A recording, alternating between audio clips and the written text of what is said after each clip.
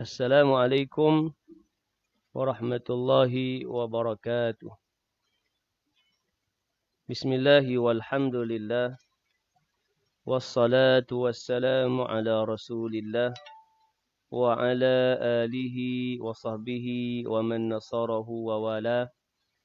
Ashhadu an la ilaha illallah wahdahu la sharika lah. Wa ashhadu anna sayyidana Muhammadan abduhu wa rasuluh. Allahumma salli ala sayyidina Muhammad wa ala alihi wa ashabihi ajma'in.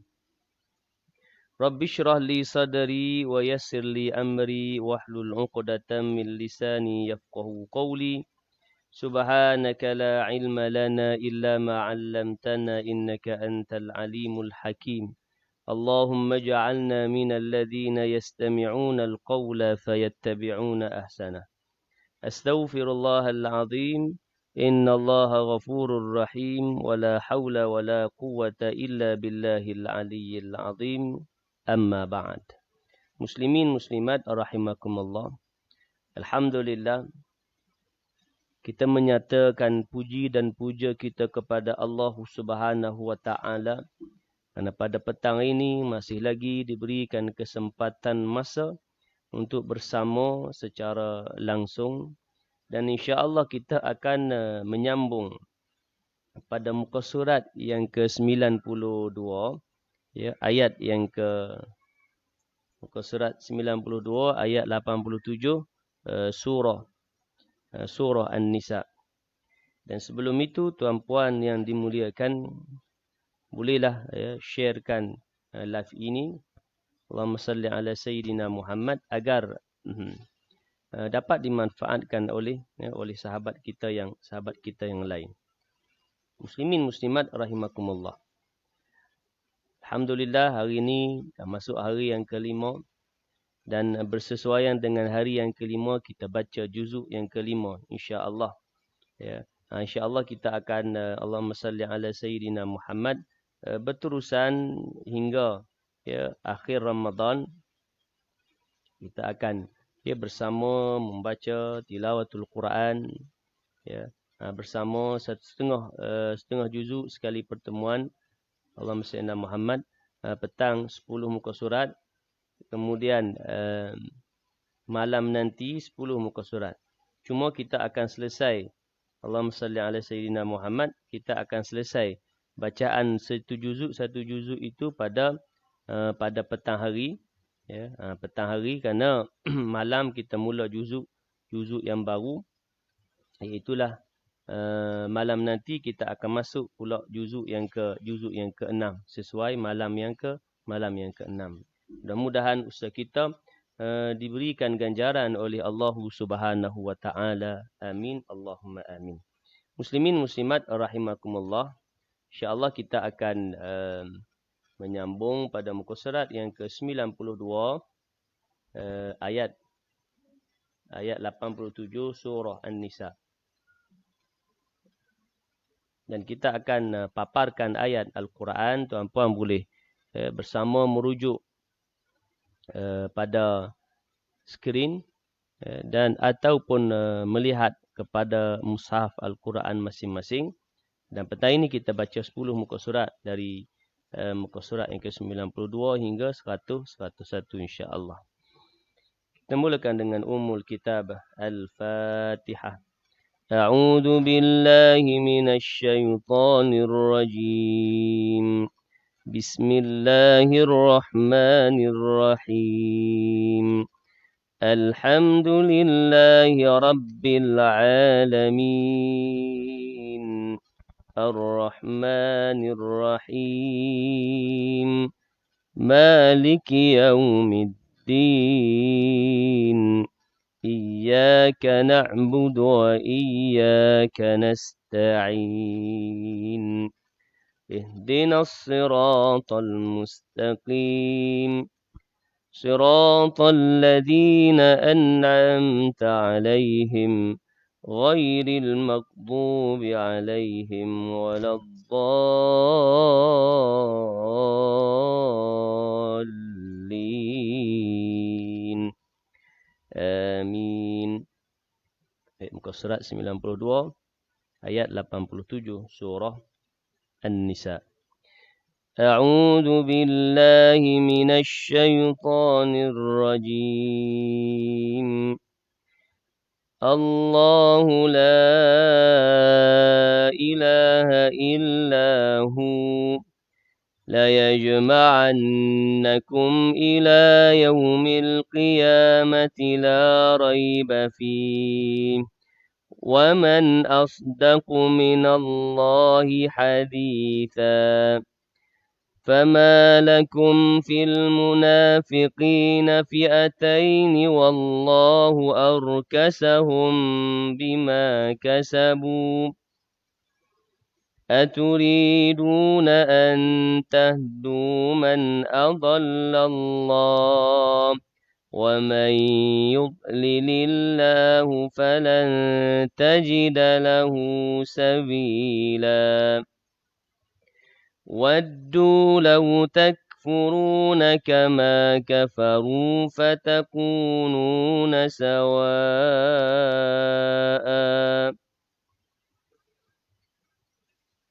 فلا تتخذوا منهم أولياء حتى يهاجروا في سبيل الله فإن تولوا فخذوهم وَاقْتُلُوهُمْ حيث وجدتموهم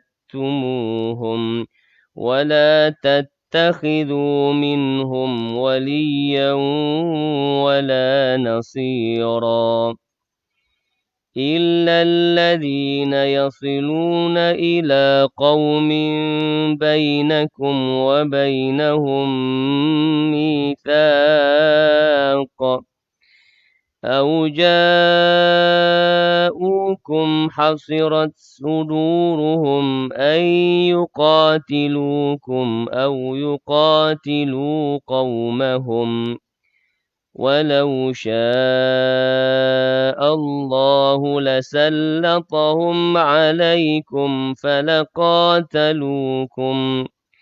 فإن اعتزلوكم فلم يقاتلوكم وألقوا إليكم السلم فما جعل الله لكم عليهم سبيلا ستجدون آخرين يريدون أن يأمنوكم ويأمنوا قومهم كلما ردوا إلى الفتنة أركسوا فيها فإن لم يعتزلوكم ويلقوا إليكم السلم ويكفوا أيديهم فخذوهم واقتلوهم حيث ثقفتموهم وأولئكم جعلنا لكم عليهم سلطانا مبينا.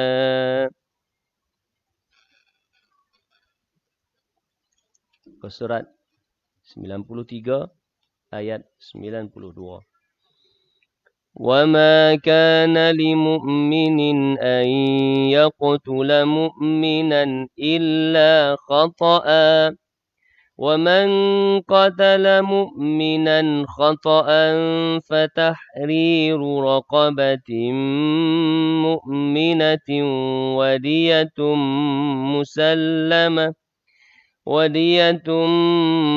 مسلمة إلى أهله إلا أن يصدقوا فإن كان من قوم عدو لكم وهو مؤمن فتحرير رقبة مؤمنة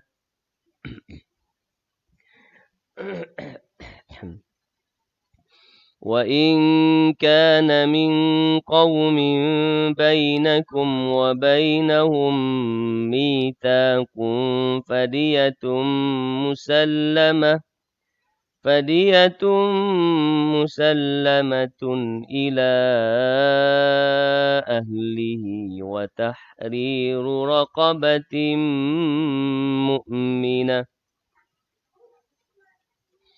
فمن لم يجد فصيام شهرين متتابعين توبة من الله وكان الله عليما حكيما ومن يقتل مؤمنا متعمدا فجزاؤه جهنم خالدا فيها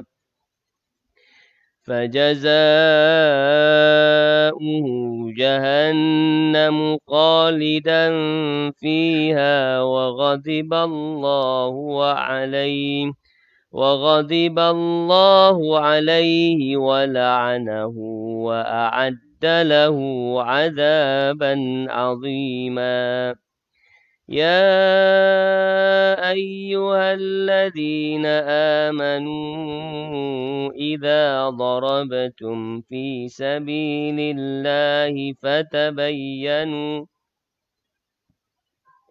فتبينوا ولا تقولوا لمن ألقى إليكم السلام لست مؤمنا تبتغون عرض الحياة الدنيا فعند الله مغانم كثيرة كذلك كنتم من قبل فمن الله عليكم فتبينوا إن الله كان بما تعملون خبيرا. Surat 93 ayat 95.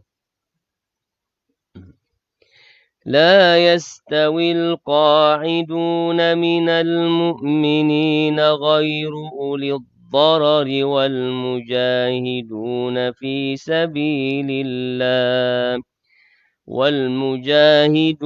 في سبيل الله بأموالهم وأنفسهم فضل الله المجاهدين بأموالهم وأنفسهم على القاعدين درجة وكلا وعد الله الحسنى وفضل الله المجاهدين على القاعدين أجرا عظيما درجات منه ومغفرة ورحمة وكان الله غفورا رحيما إن الذين توفاهم الملائكة ظالمي أنفسهم قالوا فيم كنتم قالوا كنا مستضعفين في الأرض قالوا ألم تكن أرض الله واسعة فتهاجروا فيها فأولئك مأواهم جهنم وساءت مصيرا إلا المستضعفين من الرجال والنساء والولدان لا يستطيعون حيلة ولا يهتدون سبيلا فأولئك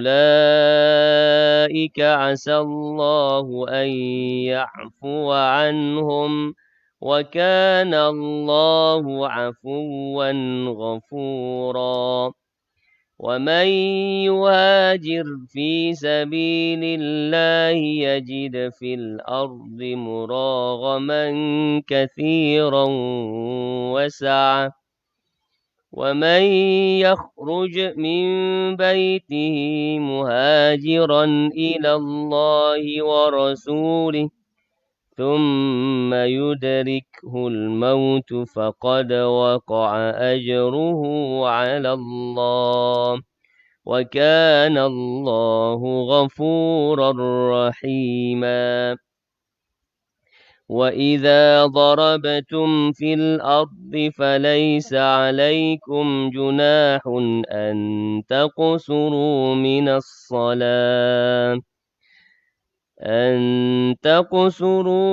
الصلاة إن خفتم أن يفتنكم الذين كفروا إن الكافرين كانوا لكم عدوا مبينا.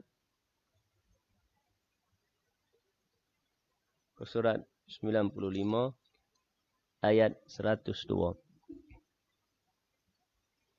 وَإِذَا كُنْتَ فِيهِمْ فَأَقَمْتَ لَهُمُ الصَّلَاةَ فَلْتَقُمْ طَائِفَةٌ مِّنْهُمْ مَعَكَ وَلْيَأْخُذُوا أَسْلِحَتَهُمْ فَإِذَا سَجَدُوا فَلْيَكُونُوا مِنْ وَرَائِكُمْ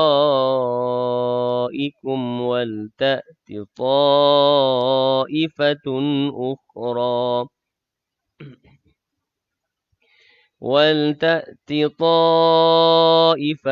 أُخْرَى لَمْ يُصَلُّوا فَلْيُصَلُّوا مَعَكَ وَلْيَأْخُذُوا حِذْرَهُمْ وَأَسْلِحَتَهُمْ وَدَّ الَّذِينَ كَفَرُوا لَوْ تَغْفُلُونَ عَنْ أَسْلِحَتِكُمْ وَأَمْتِعَتِكُمْ فَيَمِيلُونَ عَلَيْكُمْ مَيْلَةً وَاحِدَةً وَلَا جُنَاحَ عَلَيْكُمْ إِن كَانَ بِكُمْ أَذًى مِّن مَّطَرٍ أَوْ كُنتُم مَّرْضَىٰ أَن تَضَعُوا أَسْلِحَتَكُمْ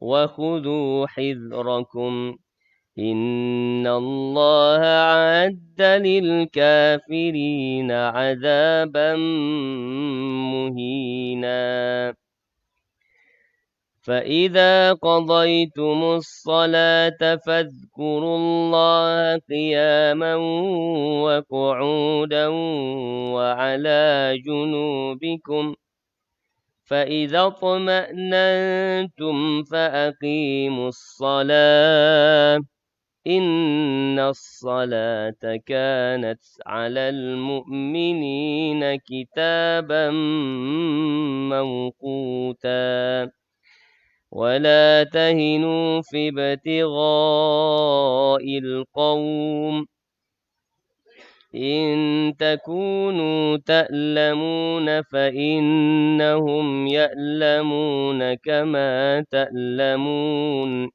وَتَرْجُونَ مِنَ اللَّهِ مَا لَا يَرْجُونَ وَكَانَ اللَّهُ عَلِيمًا حَكِيمًا إِنَّا أَنزَلْنَا إِلَيْكَ الْكِتَابَ بِالْحَقِّ لِتَحْكُمَ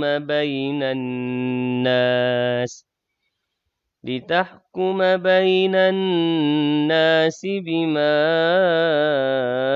أَرَاكَ اللَّهُ وَلَا تَكُن لِّلْخَائِنِينَ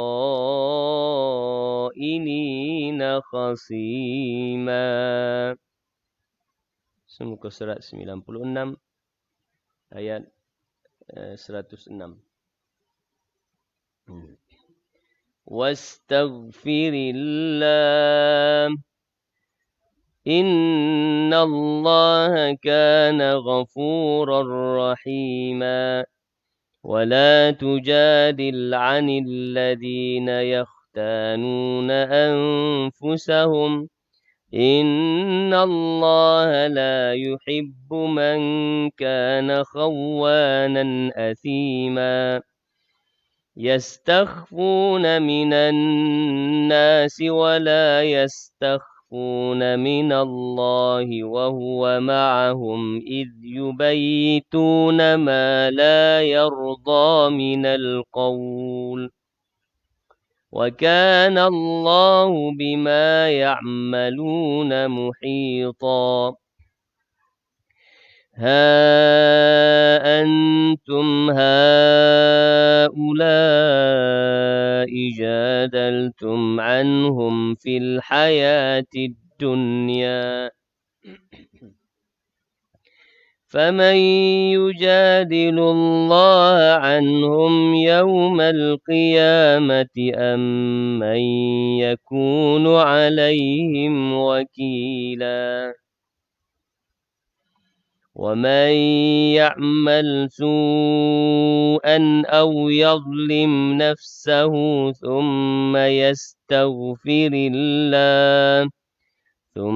يستغفر الله يجد الله غفورا رحيما ومن يكسب إثما فإنما يكسبه على نفسه وكان الله عليما حكيما ومن يكسب خطيئة أو إثما ثم يرم به بريئا فقد احتمل بهتانا وإثما مبينا ولولا فضل الله عليك ورحمته لهمت طائفة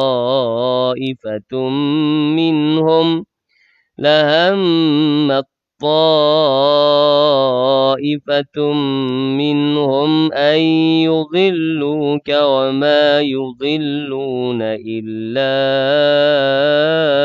أنفسهم وما يضرونك من شيء وأنزل الله عليك الكتاب والحكمة وعلمك ما لم تكن تعلم وكان فضل الله عليك عظيما.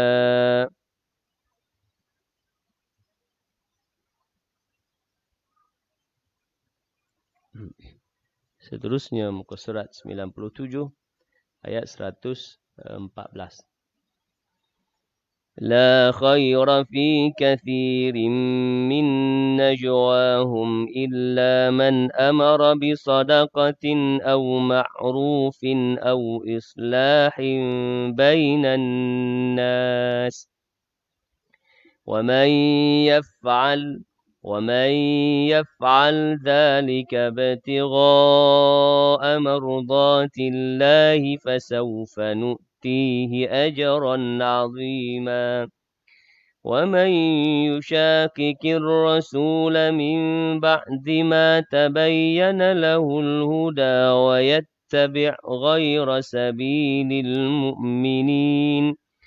ويتبع غير سبيل المؤمنين نوله ما تولى ونصله جهنم وساءت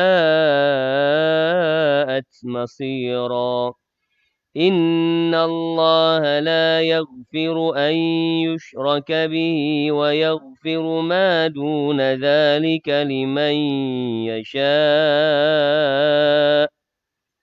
ومن يشرك بالله فقد ضل ضلالا بعيدا إن يدعون من دونه إلا إناثا وإن يدعون إلا شيطانا مريدا لعنه الله وقال لأتخذن من عبادك نصيبا مفروضا ولأضلنهم ولأمنينهم ولآمرنهم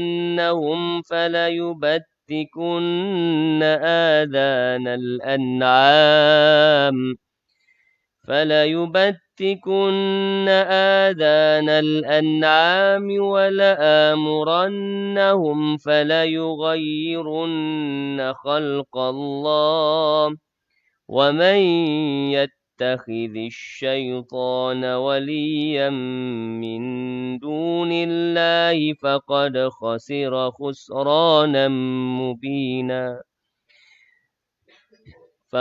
خسر خسرانا مبينا يعدهم ويمنيهم وما يعدهم الشيطان إلا غرورا أولئك مأواهم جهنم ولا يجدون عنها محيصا. Muka surat 98 ayat 122.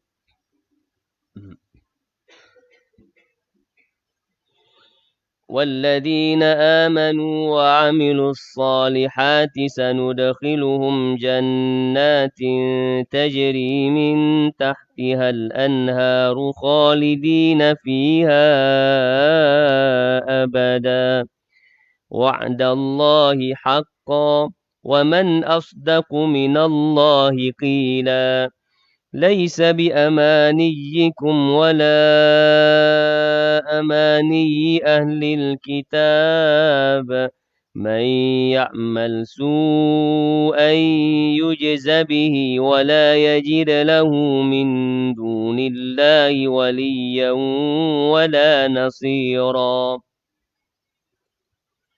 ومن يعمل من الصالحات من ذكر أو أنثى وهو مؤمن فأولئك يدخلون الجنة ولا يظلمون نقيرا ومن أحسن دينا ممن أسلم وجهه لله وهو محسن واتبع ملة إبراهيم حنيفا واتخذ الله إبراهيم خليلا ولله ما في السماوات وما في الأرض وكان الله بكل شيء محيطا ويستفتونك في النساء قل الله يفتيكم فيهن وما يتلى عليكم في الكتاب في يتامى النساء اللاتي لا تؤتونهن ما كتب لهن وترغبون أن تنكحوهن والمستضعفين من الولدان وأن تقوموا لليتامى بالقسط وما تفعلوا من خير فإن الله كان به عليما.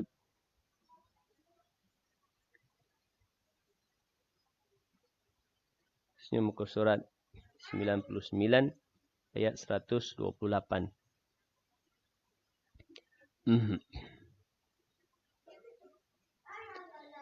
وإن امرأة خافت من بعلها نشوزا أو إعراضا فلا جناح عليهما أن يصلحا بينهما صلحا والصلح خير وأحضرت الأنفس الشح وإن تحسنوا وتتقوا فإن الله كان بما تعملون خبيرا ولن تستطيعوا أن تعدلوا بين النساء ولو حرصتم فلا تميلوا كل الميل فتذروها كالمعلقة وإن تصلحوا وتتقوا فإن الله كان غفورا رحيما وإن يتفرقا يغن الله كلا من سعته وكان الله واسعا حكيما ولله ما في السماوات وما في الأرض ولقد وصينا الذين أوتوا الكتاب من قبلكم وإياكم أن اتقوا الله وإن تكفروا فإن لله ما في السماوات وما في الأرض وكان الله غنيا حميدا ولله ما في السماوات وما في الأرض وكفى بالله وكيلا إن يشأ يذهبكم أيها الناس ويأت بآخرين وكان الله على ذلك قديرا من كان يريد ثواب الدنيا فعند الله ثواب الدنيا والآخرة وكان الله سميعا بصيرا. Muka surat 100 ayat 135. يا أيها الذين آمنوا كونوا قوامين بالقسط شهداء لله ولو على أنفسكم أو الوالدين والأقربين إن يكن غنيا أو فقيرا فالله أولى بهما فلا تتبعوا الهوى أن تعدلوا وإن تلووا أو تعرضوا فإن الله كان بما تعملون خبيرا يا أيها الذين آمنوا بالله ورسوله والكتاب الذي نزل على رسوله والكتاب الذي أنزل من قبل ومن يكفر بالله وملائكته وكتبه ورسله واليوم الآخر فقد ضل ضلالا بعيدا إن الذين آمنوا ثم كفروا ثم آمنوا ثم كفروا ثم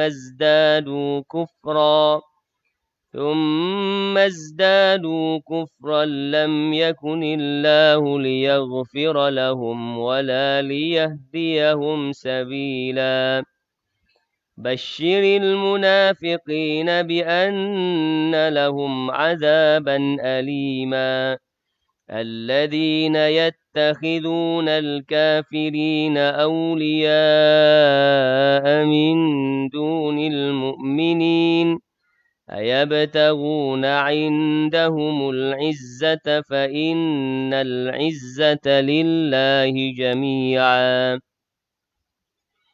وقد نزل عليكم في الكتاب أن إذا سمعتم آيات الله يكفر بها ويستهزأ بها فلا تقعدوا معهم حتى يخوضوا في حديث غيره إنكم إذا مثلهم إن الله جامع المنافقين والكافرين في جهنم جميعا. Ini ayat muka surat 101, surat yang terakhir untuk petang ini, dan muka surat yang terakhir juzuk yang ke-5. Ayat 141. الذين يتربصون بكم فإن كان لكم فتح من الله قالوا ألم نكن معكم وإن كان للكافرين نصيب قالوا ألم نستحوذ عليكم ونمنعكم من المؤمنين فالله يحكم بينكم يوم القيامة ولن يجعل الله للكافرين على المؤمنين سبيلا إن المنافقين يخادعون الله وهو خادعهم وإذا قاموا إلى الصلاة قاموا كسالى يراءون الناس ولا يذكرون الله إلا قليلا مذبذبين بين ذلك لا إله هؤلاء ولا إله هؤلاء ومن يضلل الله فلن تجد له سبيلا يا أيها الذين آمنوا لا تتخذوا الكافرين أولياء من دون المؤمنين أتريدون أن تجعلوا لله عليكم سلطانا مبينا إن المنافقين في الدرك الأسفل من النار ولن تجد لهم نصيرا إلا الذين تابوا وأصلحوا واعتصموا بالله وأخلصوا دينهم لله فأولئك مع المؤمنين وسوف يؤتي الله المؤمنين أجرا عظيما ما يفعل الله بعذابكم إن شكرتم وآمنتم وكان الله شاكرا عليما صدق الله العظيم. Alhamdulillah, thumma alhamdulillah. Kita panjatkan kesyukuran kehadap Allah kerana telah selesai kita membaca 10 muka surat. Dari muka surat yang ke-92 hingga muka surat 101. Jadi petang ini berakhir kita baca juzuk yang ke-5 sesuai untuk hari yang ke-5. Dan malam nanti 10 suku malam insya-Allah kita akan sambung dengan juzuk yang seterusnya, iaitulah juzuk yang ke-6 sesuai malam yang ke-6. Cuma separuh juzuk saja kita baca 10 muka. Dan sambungan 10 muka lagi seperti mana petang inilah, iaitulah petang esok. Jadi demikian insya-Allah kita akan berusaha untuk istiqamah sehari sejuzuk bacaan yang kita baca secara live ini, dan tuan-puan boleh teruskan lagi dengan bacaan tilawah Al-Quran masing-masing, boleh jadi pada masa pagi selepas subuh, selepas zuhur, maka mudah-mudahan sekurang-kurang bukan sekali khatam dalam bulan Ramadan, malah banyak kali. Sekali secara online yang kita duduk baca bersambung-sambung ini, dan sekali lagi kita baca sendiri insya-Allah. Baik, muslimin muslimat rahimakumullah. Insya-Allah kita nak sentuh sedikit pada hukum tajwid yang terkandung dalam ayat yang kita baca, iaitulah kita nak sentuh ayat 143. Okay, tuan-puan muslimin-muslimat rahimakumullah, ayat 143 tu nak baca dia kena tarik nafas dalam sikit. Kena simpan. Tarik kemudian simpan. Simpan sekejap, lebih kurang 2 saat, 2-3 saat. Kemudian baru kita baca, dan dalam kita baca tu kita lepaskan nafas kita tu secara perlahan-lahan menurut kepada bacaan kita. Baru dapat baca pada berhenti wakaf jaiz. Kerana dalam ayat 143 tu, kalau kita perhatikan ada 1, 2, 3, 4, 5, 6. 6 mat. Mat panjang. 6 mat panjang. Allahumma salli ala Muhammad. 4 mat jaiz. 2 mat. 2 mat 2 mat wajib. 4 mat jaiz. 2 mat wajib. Mat jaiznya di mana 4? La. 1. Ha. 2. La yang kedua ni. 3. Kemudian ha. 4. Mat wajib. Ula yang pertama dan ula yang kedua. Kenapa kita nak memberikan pencerahan? Kenapa ha yang pertama ni mat jaiz bukan mat wajib? Kalau kita lihat macam satu kalimah. Baik, benar dari sudut kita nampak penulisan ini satu kalimah, tapi asal dia 2 kalimah. Ha satu kalimah, ula satu kalimah. Jadi ha satu kalimah, ula satu kalimah, maka hukum dia jadi di situ jaiz, mat jaiz lah. Sama dengan juga dengan mat jaiz pada kalimah atau ayat seterusnya tu, ayat 144. Ya ayyuha. Ni ya ayyuha ni pun juga bukan mat wajib walaupun kita nampak dia satu kalimah, kerana dia asal dia 2 kalimah. Ya satu kalimah, ayyuha satu kalimah. Baik itu kan Arab kan, ya Muhammad, ya satu kalimah, Muhammad satu kalimah. Cuma dari sudut penulisan ya ayyuha disambung. Itu penulisan. Sama juga ha ulah, dia 2 kalimah. Baik. Jadi dalam nak melafazkan ayat ini, nak membaca ayat ini kena nafas yang panjang sikitlah, kerana 6 tu kan. 6 hukum mat wajib, 2 mat jaiz, 4. Jadi kita tarik nafas, kita beri contoh sekali lagi. Mudhabdhabina baina dhalika la ilaha ulai wa la ilaha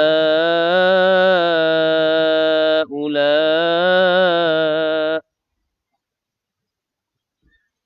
Baik, itu panjang 6 tempat.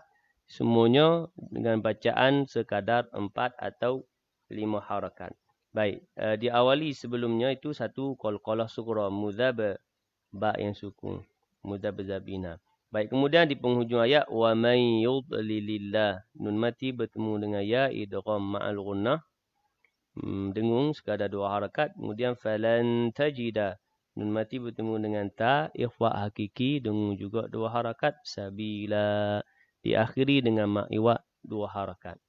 Wa may yudlilillahu falan tajida lahu sabila. Baik, demikian hukum tajwid. Secara ringkas kita petik satu ayat. Kemudian kita nak tengok juga tadabbur, mengambil kepahaman juga satu ayat. Ayat yang sebelumnya, ayat 142. Nak menjelaskan tentang ciri golongan munafik. Ya, muslimin muslimat rahimakumullah. Nak menjelaskan ciri golongan munafikin. Allah sebut, innal munafiqina yukhadi'una Allah wa huwa khadi'uhum. Sesungguhnya orang munafik itu hendak menipu Allah, tetapi Allah lah yang menipu mereka.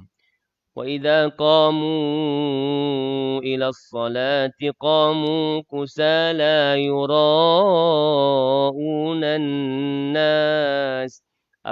Apabila mereka berdiri untuk salat, mereka lakukan dengan malas. Mereka riak ingin dipuji di hadapan manusia. ولا يذكرون الله إلا قليلا. Dan mereka tidak ingat akan Allah kecuali sedikit sekali. Muslimin muslimat rahimakumullah. Allah sebut dalam ayat ini bahawa ciri golongan munafik ini adalah pertamanya dia nak tipu Allah. Ya, berpura-pura ya, kerana orang munafik ini orang yang mempunyai sifat kepura-puraan. Hati dia tak suka. Dia tak suka semayang. Nah, tetapi semayang dia tu kerana nak tunjuk kepada orang supaya orang tengok dia semayang, supaya orang label dia orang yang semayang lah. Asalnya dia tak suka. Sebab itu disebutlah ayat tu wa idza qamu ila shalah qamu kusala. Dia mendirikan dengan berasa malas.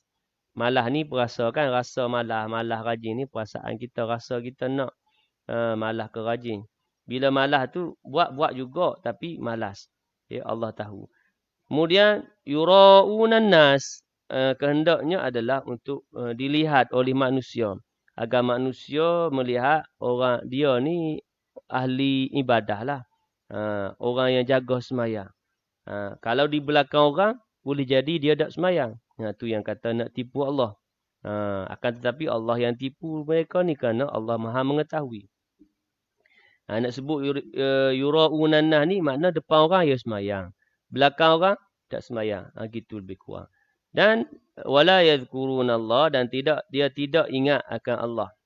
Tidak ingat melainkan sedikit. Jadi golongan munafik ini Allahumma salli ala Muhammad boleh ia juga dalam kalangan kaum muslimin, orang Islam yang mendirikan solat dan melakukan amal-amal yang lain, tetapi Allahumma salli ala Muhammad dalam ayat ini disebutkan sifat kepura-puraan yang mana seolah dia nak menipu Allah, akan tetapi Allah tahu akan penipuan hatinya kepada Allah Subhanahu wa taala. Dan ciri yang lain yang disebutkan dalam hadis Nabi sallallahu alaihi wasallam, ayatul munafiqin salatah. Idza haddatsa kadzaba wa idza wa'ada akhlafa wa idza tumina khana. Tanda orang munafik itu 3. Yang pertama, idza haddatsa kadzaba, apabila dia bercakap dia menipu, berdusta. Wa idza wa'ada akhlafa, apabila dia berjanji dia mungkiri. Wa idza tumina khana, apabila diberi amanah dia khianati. Baik. Maka itu sebagai ciri golongan munafik, supaya kita menjauhkan diri daripada bersifat dengan sifat munafik, ya.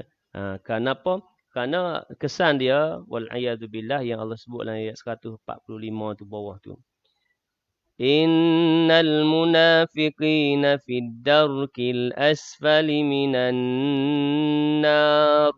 Sungguhnya orang-orang munafik itu ditempatkan pada peringkat yang paling, ditempatkan dalam neraka pada peringkat yang paling bawah. Walan tajida lahum nasira. Dan kamu tidak akan mendapat seorang penolong pun bagi mereka. Jadi orang munafik ini nanti akan dimasukkan dalam neraka yang paling bawah, paling dalam, dan tiada siapa pun yang dapat memberi pertolongan kepada dia. Wal-a'yadzubillah. Mudah-mudahan dengan kita memahami ciri ayat yang Allah jelaskan tentang golongan munafik ini, agar dapat kita menjauhkan diri daripada bersifat dengan sifat munafikin ini. Ya, mudah-mudahan segala amal soleh yang kita laksanakan itu ikhlas lillahi ta'ala.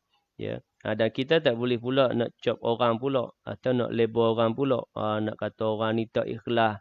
Pasal beri sumbangan ni tunjuk, rakam kemudian tunjuk. Kan? Tak boleh, kenapa? Kerana ikhlas itu berada dalam hati. Ya. Dan disebut dalam ayat yang lain, menjelaskan tentang Allahumma salli ala Muhammad, infak ni kan, infak ini sama ada secara sirran wa alaniyah, secara sembunyi atau secara terang-terang pun boleh. Terang-terang tadi ni atas kehendak bagaimana agar diambil contoh, kan, supaya menjadi contoh dan teladan kepada orang lain.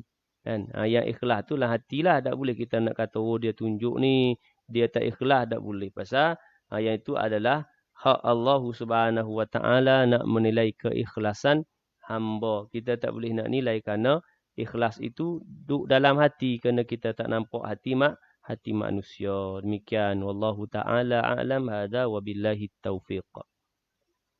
Jadi yang sekadar itu untuk petang ini, dan insya-Allah kita akan sambung pada malam nanti 10 suku malam. Jangan lupa janji temu kita 10 suku malam untuk juzuk yang ke-6. 10 muka surat lagi juzuk yang ke-6, iaitu ayat ke-148 surah An-Nisa, insya-Allah sekiranya diizinkan Allah. Jadi untuk akhirnya saya mengucapkan selamat berpuasa dan nanti selamat berbuka puasa. Mudah-mudahan amalan kita sepanjang hari ini diterima oleh Allah Subhanahu wa taala. Amin. Dan sebelum kita tangguhkan pertemuan kita petang ini, seperti biasa kita baca dulu doa Al-Quran, kemudian doa menghindari dari wabak penyakit. A'udzu billahi minasy syaithanir rajim. Bismillahirrahmanirrahim. Alhamdulillahi rabbil alamin. والصلاة والسلام على أشرف الأنبياء والمرسلين وعلى آله وصحبه أجمعين. اللهم ارحمنا بالقرآن واجعله لنا إماما ونورا وهدى ورحمة. اللهم ذكرنا منه ما نسينا وعلمنا منه ما جهلنا وارزقنا تلاوته آناء الليل وأطراف النهار واجعله لنا حجة يا رب العالمين. اللهم اجعل القرآن لنا في الدنيا قرينا وفي القبر مونسا وفي القيامة شفيعا وعلى الصراط نورا وإلى الجنة رفيقا من النار سترا وحجابا وإلى الخيرات كلها دليلا وإماما برحمتك يا أرحم الراحمين. اللهم إن هذا المرض جند من جنودك. اللهم ya Allah, sesungguhnya penyakit ini COVID-19 adalah tentera daripada tentera-tenteramu. Tusibu bihi man tasha' wa tasrifuhu amman tasha'. Engkau timpakan kepada siapa yang engkau kehendaki dan engkau palingkan daripada siapa yang engkau kehendaki. Allahumma fasrifu anna. Ya Allah, jauhkanlah kami daripada penyakit ini. Wa an buyutina wa an ahlina wa azwajina wa dararina. Ya Allah, jauhkanlah juga daripada rumah kami, ahli keluarga kami, isteri kami, anak-anak kami. Wa biladina wa biladil muslimin. Juga jauhkanlah daripada negara kami dan negara-negara kaum muslimin. Wahfazna mimma nakhafu wa nahdhar. Dan jagalah kami dari apa yang kami takuti dan yang kami waspadai. Fa anta khairun hafidha. Karena sesungguhnya engkaulah sebaik-baik penjaga. Wa anta arhamur rahimin. Allahumma taqabbal minna du'aana وقراءتنا وحاجاتنا وأعمالنا ونياتنا إنك أنت السميع العليم وتب علينا إنك أنت التواب الرحيم. دعواهم فيها سبحانك اللهم وتحيتهم فيها سلام وآخر دعوانا أن الحمد لله رب العالمين. تقبل الله منكم منا ومنكم تقبل يا كريم. وبالله التوفيق والهداية. السلام عليكم ورحمة الله وبركاته.